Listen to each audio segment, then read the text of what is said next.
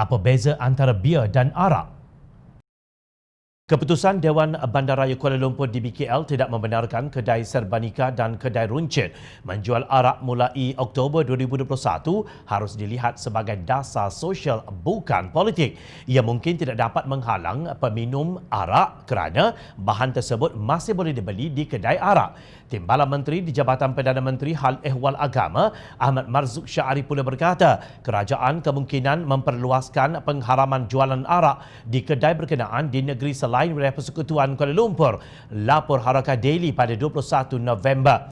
Namun baru sahaja penyokong PAS mahu meraihkannya sebagai kemenangan parti itu. Tiba-tiba Menteri Wilayah Persekutuan Tan Sri Anwar Musa berkata bia dibenarkan dijual di kedai Serbanika dan Runcit. Beliau sudah U-turn kerana katanya bia tidak tersenarai minuman keras yang memabukkan dan masih dibenarkan dijual di kedai Runcit serta Serbanika mengikut tempoh waktu yang ditetapkan.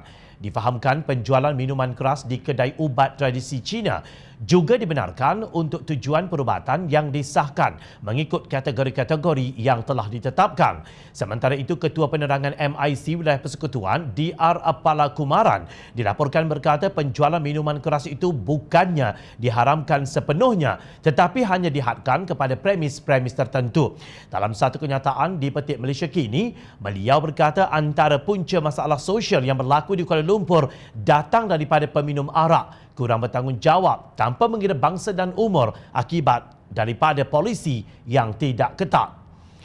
Mudah untuk mendapatkan samsu atau minuman beralkohol di kedai-kedai berhampiran dengan kawasan perumahan yang bukan sahaja menjejaskan kesihatan, malah menyebabkan mereka tercicir dari arus perubahan dan pembangunan negara kerana dikawal oleh bahana arak, katanya seperti dipetik. Menurut Palakumaran, pengenalan garis panduan tersebut adalah bukti komitmen MIC dalam isu ini telah membuahkan hasil.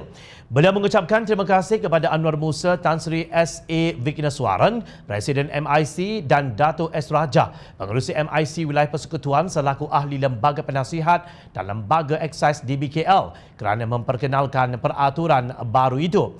Nampaknya bukan PAS sahaja yang mahu mendapatkan kredit terhadap dasar baru ini. MIC pun turut sama melompat ke atas gerabak yang sama. Namun kelakar sungguh apabila bia tidak dimasukkan sebagai minuman keras. Menurut laman alkohol.org, 12 ounce kira-kira 0.35 liter bia mengandungi 5% alkohol. Satu jak bia mengandungi 1.14 liter.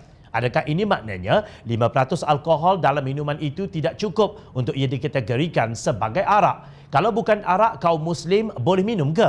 Sudah tentu tidak boleh kerana ia mengandungi 5% alkohol. Seperkara lagi, pengeluar samsu haram akan menjenamakan produk mereka sebagai bia bagi mengelak daripada diharamkan oleh DBKL. Justru pengharaman sekerat-sekerat ini tidak membantu untuk menangani masalah penjualan samsu haram di kedai Runcit. Apa yang penting ialah penguatkuasaan undang-undang negara yang dipegang oleh penjawat awam yang bersih, cekap dan berintegriti tinggi.